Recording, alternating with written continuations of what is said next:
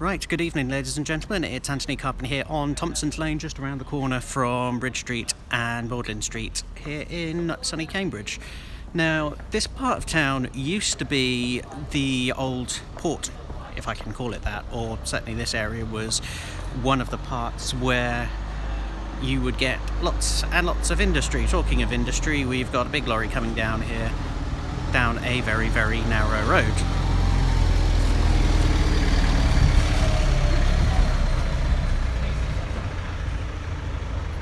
See what I mean? Anyway, this part of town, as I said, was where a lot of goods coming up the River Ouse and the River Cam would deposit a lot of their goods. And as you can see just behind me, just over there, funnily enough, is the synagogue. And what we've got here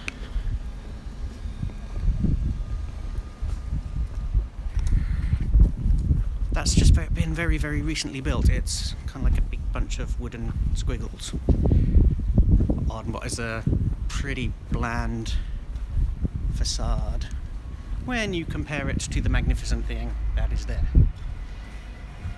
So, well, actually, in the grand scheme of things, this is just an old industrial wharf. Or looks like it.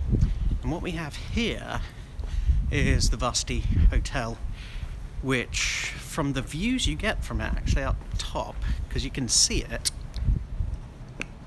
just up there, you get some magnificent views of the city. But the problem is, especially if you're a local resident, is that the people upstairs can see inside your bedroom windows, which is why several people have asked how the hell they got planning permission for that. But they did, it's there, and it, according to the book Hideous Cambridge, destroys the scene from Jesus Green looking towards town. Some of the older houses, though, are dotted around with very nice little turrets and towers.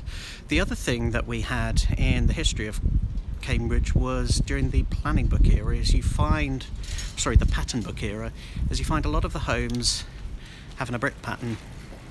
And that mixes the red and the cream, certainly in my neighbourhood, and also here. And those houses, because they were built so well, amongst other things, go for an absolute fortune. Now, I attempted to film here day before yesterday, I think it was. I'm just going to quickly nip in that direction, because just to show you how close we are to the river, we are this close.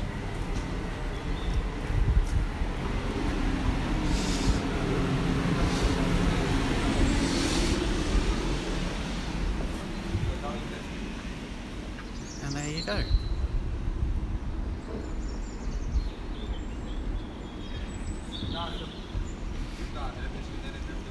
Now, apart from joggers going past, what we have here, you can see just up behind me, is a whole host of flats. Now, what this area used to be, amongst other things being a port, it used to have an oil-powered power stations.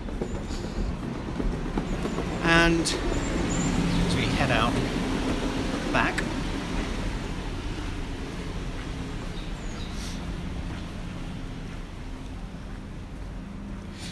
surprisingly, certainly from my perspective actually, it took Cambridge quite a long time to convert the area of the old power station and the port into the quayside that was opened in 1989.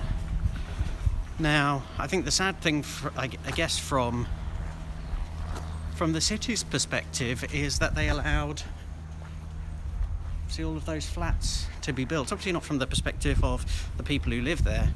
I don't have a problem with them, because we've got a city with a housing shortage, so people go wherever they possibly can. But in terms of citywide planning, could that whole area next to the river have been turned into a much wider public domain or public space? Could they, for example, had or gone with something that perhaps we see in some of our other smaller market towns, or even places like Ely, because I don't know about you, but I get the sense that a lot of the riverside of Cambridge, if they're not kind of cut off for the basically because of the colleges, then we don't actually have that much public space next to the river, perhaps, that you have in other towns and cities. And so the result is places like the Mill Pond, which again, funnily enough, used to be fully functioning industrial areas until quite recently. If you look at the city's history, or the town's history even, there's not actually that much riverside space for the public on the flip side. And then there's, again, you can see the Varsity Hotel back on the other side. In fact, you get a better view of just how big the Varsity Hotel is compared to everything else. And that's why certainly locals at the time it was going through opposed it quite vehemently.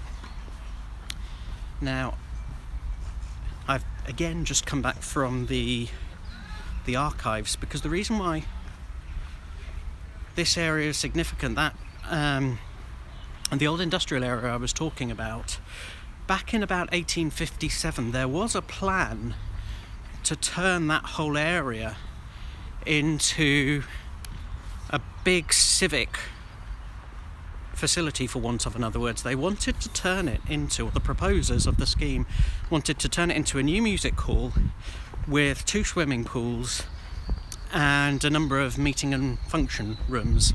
And that music hall, funnily enough, would have had a capacity of about 2,000, thus making it by some way the biggest indoor facility, or biggest indoor space in the town. Certainly far bigger than King's College. And also bear in mind that the Corn Exchange hadn't been built then. The Corn Exchange only got built in 1875, and I've been trying to find out, again in the county archive, what the other proposed plans were for it, but so far without success. Now, the reason why that allegedly fell through was because you had 2 competing schemes. There was another scheme at the time which proposed knocking down the old Shire House and several of the other old buildings, again on the Guildhall site, and turning that into something wonderful. And pressure was put on the backers of that new music hall site up near the river to back the other one, and in the end we got neither. Now, I've managed to find, again in the county archives, the manuscripts of the letters about the various proposals for what to do with the Guildhall site. And at the moment I'm just trying to get a quotation for kind of a professional transcriber to transcribe who said what, because there's lots of interesting stuff in there, but it's very, very difficult to read, because obviously it's 1857 to 1860 in handwriting and manuscripts, and it's not that straightforward to make sense of. And we're not just talking the handwriting, we're also talking about the tone of language, it's and the style of language. It's sometimes almost like trying to transcribe a foreign language, in a way, because you've almost got to go through that process of trying to translate it yourself into something that perhaps trips off the tongue much more easily in this day and age that we're in. Talking of which, Park Street, car park. Again, the archives show, the newspaper archives show, it was actually very controversial at the time, this building, but the post-war planners, and again I found more documents in the county archive today, were having to deal with a huge increase in motorcar use. So it should come as no surprise that we still have problems with air pollution here. And again, something that came up at the transport meeting in Shire Hall earlier today, which a number of friends went along to put public questions to the councillors, and it looks like we're having another delay on the idea of having a citywide residence parking scheme. Again, the divide between people who live in the city and the people who commute into the city. Never will the two agree, it seems. The other thing that we've had, talking about all things planning, this is one side of the Cambridge Union building.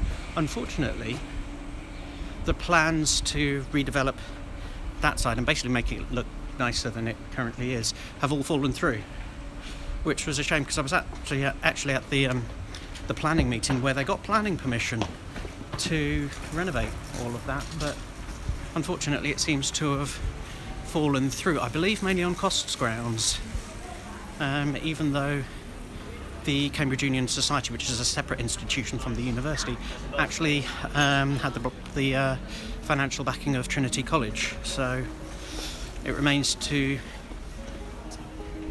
see what happens there. One of the other things I've often spoken about is actually how the university has expanded and the colleges have expanded over time in terms of buying up the areas that used to be where town folk would have their small businesses. And this area behind me, which is now in the ownership of St John's College, and for those of you who are not aware, just behind me is the Round Church, and just up here is Gilbert Scott's magnificent chapel, again completed in the 1870s. Now, again, one of the things that archaeologists are very limited in doing is obviously doing archaeological digs, because we're getting windy now, because everything needs to be kept so pristine and lovely, like so. Because if you come here first thing in the morning, especially now that the weather's warming up, you will find just hordes of day trippers and tourists taking lots of photographs, and actually who can blame them? It's something that those of us who grew up here all too often perhaps take for granted when you compare it to other places. I'm going to leave it there because there are a couple of other things that I've got to get, but